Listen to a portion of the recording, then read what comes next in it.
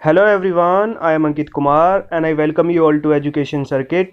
और आज हम 2021 में होने वाले सभी कॉम्पिटिटिव एग्जामिनेशंस के लिए top most important current affairs के क्वेश्चंस कवर करेंगे। और ये सभी ऐसे इम्पोर्टेंट क्वेश्चंस हैं जिनसे कि एग्जामिनेशंस में आपको क्वेश्चंस देखने को मिलेंगे। तो कॉन्सेंट्रेट होकर बैठिए और सभी क्वेश्चंस को अच्छे से समझिए because these questions are going to play vital role in your selection. Alright, चलिए शुरू करते हैं।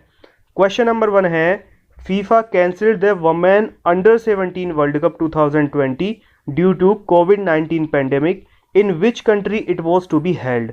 यानी कि फीफा के द्वारा under 17 women football world cup 2020 जो कि कोविड-19 महामारी के कारण कैंसिल कर दिया गया है। तो ये वर्ल्ड कप यदि कैंसिल नहीं होता तो ये किस कंट्री में कंडक्ट होने वाला था।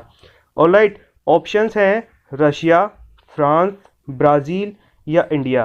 तो देखिए, under 17 and under 20 women football world cup 2020 दोनों ही वर्ल्ड कप इंडिया में कंडक्ट कराए जाने थे और ड्यू टू कोविड-19 pandemic now they have been postponed to 2021। Alright, बहुत इंपॉर्टेंट क्वेश्चन है। अब ये 2021 में कंडक्ट कराए जाएंगे। इंपॉर्टेंट इसलिए है क्योंकि ये दोनों ही वर्ल्ड कप इंडिया में ऑर्गेनाइज कराए जाने थे।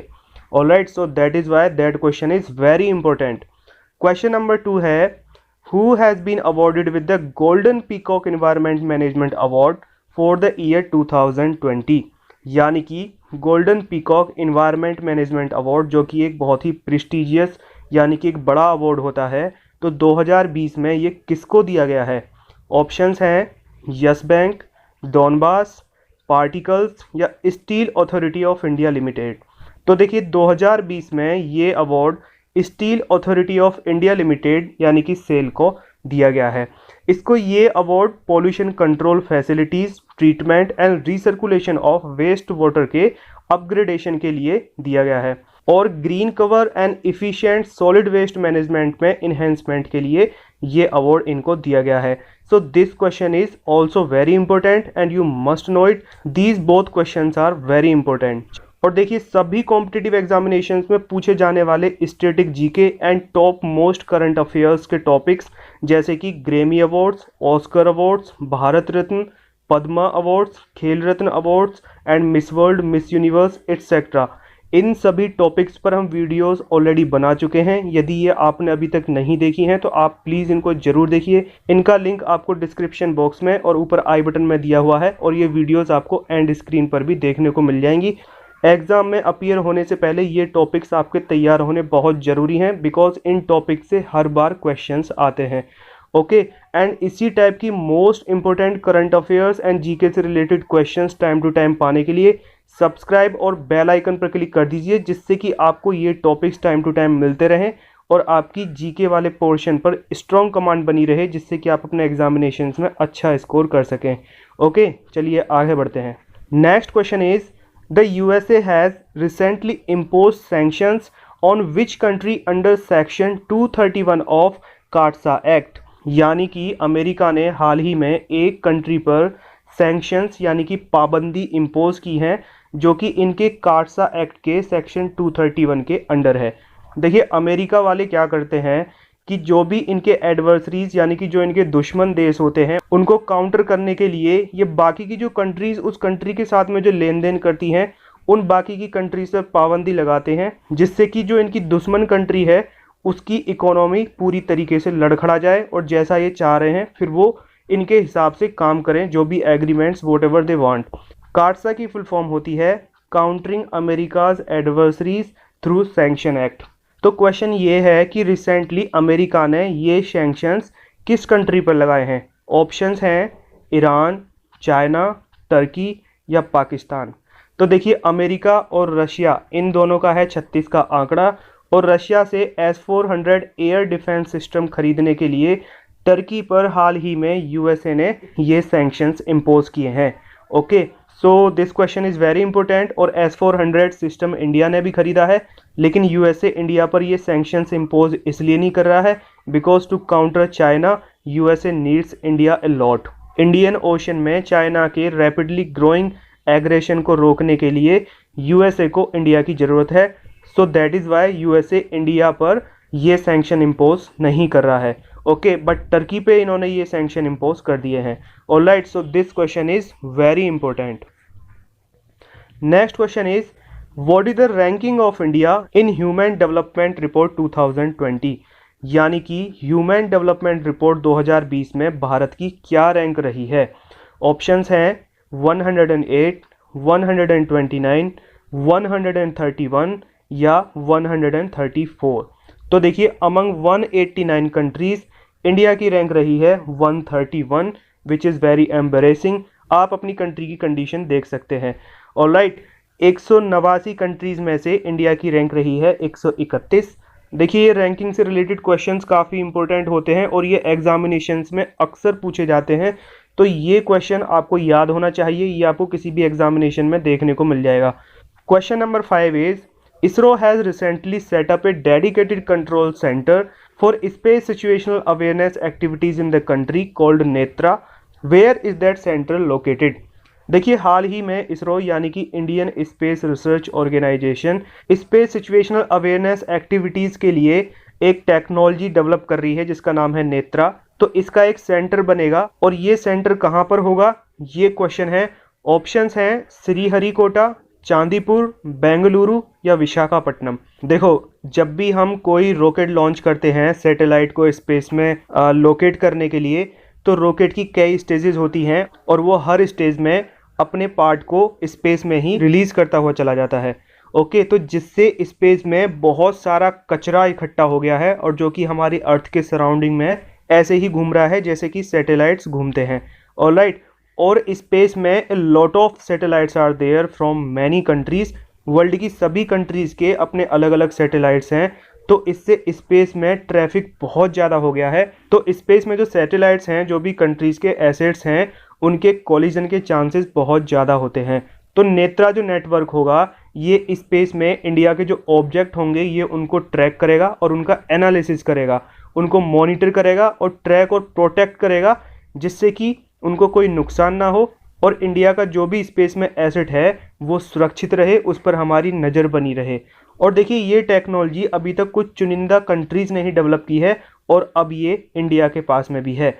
ऑलराइट, तो इस टेक्नोलॉजी के लिए ये सेंटर इंडिया में कहाँ पर होगा, तो ये सेंटर बेंगलुरु में इस्टेब्लिश किया जाएगा। Alright, this question is very important. Next question is when is Vijay Diwas celebrated, यानी कि विजय दिवस कब मनाया जाता है। ऑप्शंस हैं 4 दिसंबर, 16 दिसंबर, 29 नवंबर या 21 नवंबर। देखिए विजय दिवस 16 दिसंबर को मनाया जाता है और 16 दिसंबर को 1971 की जो इंडिया पाकिस्तान की वॉर हुई थी उसमें पाकिस्तान ने सरेंडर किया था और इंडिया की उसमें जीत हुई थी। और इसको बांग्लादेश में भी विजय दिवस मनाया जाता है बिकॉज उस लड़ाई में बांग्लादेश एक अलग देश बना था। उससे पहले बांग्लादेश पूर्वी पाकिस्तान हुआ करता था। तो 1971 की लड़ाई में जब भारत की जीत हुई थी तो बांग्लादेश की भी जीत हुई थी। तो इस वजह से 16 दिसंबर भारत और बांग्लादेश दोनों ही कंट्रीज में विजय दिवस के रूप में मनाया जाता है। Next question is the cyber wing of which state police has recently acquired a software called the crawler from the Interpol that will help to track down child pornography, यानी कि किस राज्य की पुलिस के साइबर विंग ने child pornography को control करने के लिए एक सॉफ्टवेयर बनाया है जिसका नाम है क्राउलर। तो क्वेश्चन है कि ये किस स्टेट की पुलिस के साइबर विंग ने किया है। ऑलराइट, ऑप्शंस हैं उत्तर प्रदेश, राजस्थान, नागालैंड या महाराष्ट्र। तो देखिए महाराष्ट्र पुलिस की साइबर विंग ने चाइल्ड पोर्नोग्राफी को कंट्रोल करने के लिए एक सॉफ्टवेयर बनाया है जिसका नाम है crawler. Okay, this question is also very important. Next question is which is very very important, which among the following has been formally recognised as competitive sport by sports ministry of India, यानी कि इन नीचे दिए हुए खेलों में से किस खेल को स्पोर्ट्स मिनिस्ट्री ऑफ इंडिया के द्वारा एक कॉम्पिटिटिव स्पोर्ट का दर्जा दिया गया है। ओके, ऑप्शंस हैं रोइंग, योगासना, रेसिंग या स्विमिंग। तो देखिए योगासना एक ऐसा खेल है जिसको कि हाल ही में स्पोर्ट्स मिनिस्ट्री ऑफ इंडिया के द्वारा एक कॉम्पिटिटिव स्पोर्ट का दर्जा दिया गया है और ये एक ऐसा पुराना तरीका होगा जिससे कि गवर्नमेंट को फंडिंग में हेल्प मिलेगी। और देखिए इस स्पोर्ट से लोगों में योगा और इसके बेनिफिट्स के बारे में अवेयरनेस होगी और ये फिजिकल और मेंटल वेलबींग के लिए बहुत ज़्यादा फायदेमंद होगा। और इस खेल को कॉम्पिटिटिव स्पोर्ट का दर्जा मिलने की वजह से अब ये स्पोर्ट्स इवेंट्स में भी कंडक्ट कराने के लिए एलिजिबल है। ऑलराइट, और अभी 2021 में जो खेलो इंडिया गेम्स होंगे उसमें योगासना को इंट्रोड्यूस किया जाएगा। ओके, तो देखिए स्पोर्ट्स के फील्ड से ये क्वेश्चन काफ़ी इंपॉर्टेंट है और आपको ये याद होना चाहिए। देखिए केवल एक बार ये क्वेश्चन देखने से आपको ये क्वेश्चंस याद नहीं हो जाएंगे। ऑलराइट, आपको इसके लिए रिवीजन करना होगा और रिवीजन करने के लिए या तो आप इन क्वेश्चंस के नोट्स बना लीजिए या फिर आप वीडियो को कम से कम 2 से 3 बार जरूर देखिए और एग्जाम में अपीयर होने से पहले एक बार जरूर देखिए। ऑलराइट, चलिए आगे बढ़ते हैं। Next question is India is to establish a regional climate centre in which region. यानी कि इंडिया एक रीजनल क्लाइमेट सेंटर इस्टेब्लिश करने जा रहा है, तो वो इंडिया के किस रीजन में इस्टेब्लिश किया जाएगा। ऑप्शंस हैं Aravalli mountain region, Satpura mountain region, Himalayan mountain region या विंध्याचल माउंटेन रीजन। तो देखिए इंडिया ये regional climate centre Himalayan mountain region में इस्टेब्लिश करने जा रहा है। ऑलराइट, और देखिए इस सेंटर का मेन मोटिव होगा मौसम से रिलेटेड सर्विसेज प्रोवाइड कराना, स्पेशली फार्मर्स के लिए और जो उस एरिया में लोग रह रहे हैं उनके लिए। ओके, और ये केवल इंडिया के लिए ही बेनिफिशियल नहीं होगा, ये बाकी और जो नेबरिंग कंट्रीज हैं उनके लिए भी बेनिफिशियल होगा। Alright, so this question is very important. Next question is the Goa Shipyard Limited recently launched their 5th and final offshore patrol vessel ICGS, जिसकी फुल फॉर्म है Indian coast guard ship. What is the name of patrol vessel. देखिए Goa shipyard limited जो कि Indian navy के लिए ships बनाती है, इसने अभी हाल ही में इंडियन कोस्ट गार्ड के लिए एक 5th and final offshore patrol vessel को लॉन्च किया है। तो इस पेट्रोल वेसल का क्या नाम है। ओके, ऑप्शंस हैं सक्षम, सुमित्रा, सावित्री या सुजाता। तो देखिए गोवा शिपयार्ड लिमिटेड के द्वारा हाल ही में इंडियन कोस्ट गार्ड के लिए सक्षम पेट्रोल वेसल को लॉन्च किया गया है और ये कमीशन हो जाएगा अक्टूबर 2021 तक। देखिए जो भी क्वेश्चंस हमने अभी तक कवर करे हैं, these all questions are very very important और कॉम्पिटिटिव एग्जामिनेशंस में इन्हीं टॉपिक से क्वेश्चंस हर बार रिपीटेडली पूछे जाते हैं। सभी कॉम्पिटिटिव एग्जामिनेशंस के लिए ये क्वेश्चंस बहुत इंपॉर्टेंट हैं और इसी टाइप के most important GK and current affairs से related questions time to time पाने के लिए सब्सक्राइब और बेल आइकन पर क्लिक कर दीजिए, जिससे कि आपको ये क्वेश्चंस टाइम टू टाइम मिलते रहे और आपकी इस पोर्शन पर अच्छी कमांड रहे, जिससे कि आप अपने एग्जामिनेशंस में अच्छा स्कोर कर सकें। ऑलराइट, आई होप आपको ये वीडियो इन्फॉर्मेटिव एंड वैल्यूएबल लगी होगी और यदि अच्छी लगी हो तो प्लीज़ लाइक और शेयर जरूर कीजिए और कमेंट बॉक्स में ये लिख के बताइए कि आपको ये वीडियो कैसी लगी। Okay, and all the best for your examinations and that's all for today. Bye bye.